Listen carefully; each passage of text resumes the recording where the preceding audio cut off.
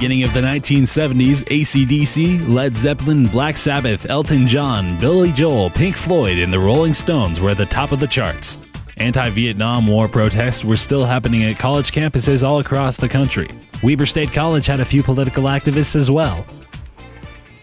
When I got to Weber State, things were really gearing up in Vietnam, and the draft was, they were drafting more and more kids, and there were guys disappearing from college who decided to sign up. There were protests out in front of the Union building. I was involved in every single one of them. Many entertainers and notable speakers were invited to visit the Union building. Novelist Pearl S. Buck and radio personality Paul Harvey shared their thoughts. Top-of-the-chart groups like Kenny Rogers and the First Edition filled the halls of the Union building. Even Minnesota Fats, the infamous pool player, gave demonstrations on campus. Noon programs brought the concept of the living room of the campus to life. We'd set up a table down there, and he would, all these pool sharks would come around to try and beat him. Those staircases and up around the balcony would just be lined with hundreds of students watching him with his demonstration. Farrell Shepard's concept of education outside the classroom continued, as politicians and plays, music, and good times echoed throughout Weber State College.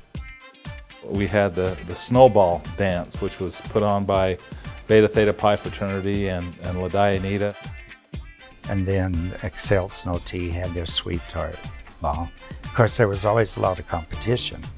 What they would do, the opposing fraternity would make sure they could turn the lights out at the middle of the dance when they were going to announce the queen. The various activities held in the Union building continued to bring students together throughout the decade. J. Farrell Shepard. I worked in the Union building for him when I was a student, and he called the Shepard Union building the living room of the campus, and he really meant it. And we used to have a lot of fun there. There's a place in the Union building that was called a pit. We'd go hang out in the pit. We'd have parties there every once in a while. I left Weber after I graduated for about 6 years. I worked away from campus, and I've been here since then. And I've really never wanted to leave. And all of that was instilled in me in the Union building.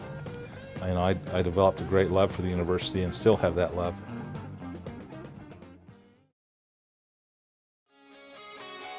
The 1980s was a bridge decade in the world of politics, pop culture, and technology. Meanwhile, the entrepreneurs of tomorrow were receiving an education at Weber State College. Beginning in the late 70s and on into the 1980s, building at Weber State grew at a rapid pace. J. Farrell Shepard had expressed the concept of student involvement throughout his entire career. What a union does and how it can bring the students and faculty and others together. It's a facility, and it's an organization as well. It's not just a building. I was for a number of years on the college activities board, so CAB was a big deal in my day. That's where all the stomps were. That's what we used to call dances. We had them pretty frequently.